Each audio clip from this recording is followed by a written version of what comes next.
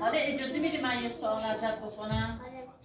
زهری با عمو عباس و بابا و مامان و آبجی رفتیم بیرون، رفتیم چیکار کردیم؟ کجا رفتیم؟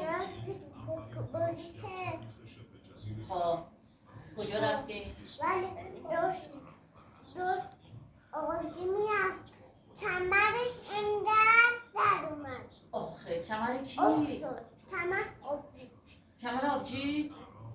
تو چی شدی؟ من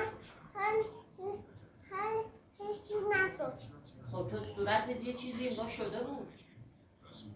یه خودم بودم تو بپر خب مثلا دماغم اخ شد مثلا میرم اخ شد خب دردت هم گرفت؟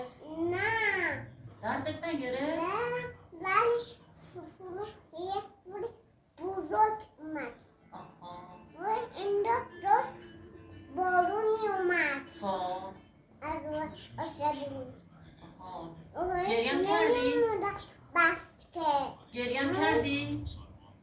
گریم کردی؟ نشدم ماشاءالله مرد شدی تو، خیلی بزرگ شدی تو. خیلی بزرگ شده حالا میخوام از نریزو بالا دره مثلا دره بالا خب زنمو رو حالا دوست داری یا نداری؟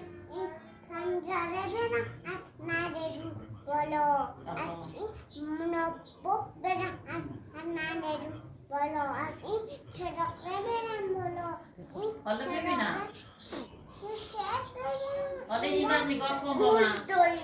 شما میکنم آره حالا مثلا زنم با این میکنم دل میدارم زنمو رو حالا دوست داری یا نداری؟ توش خوب دارم زنمو ازمو ازم دوستش دارم خب زنمو تو رو دوست داره.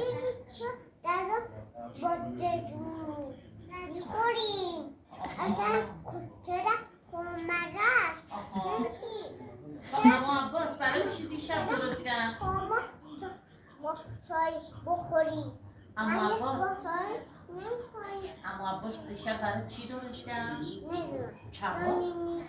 کباب جوجه دوزه درست کرد خب مثلا که خوشمزه بود؟ مثلا که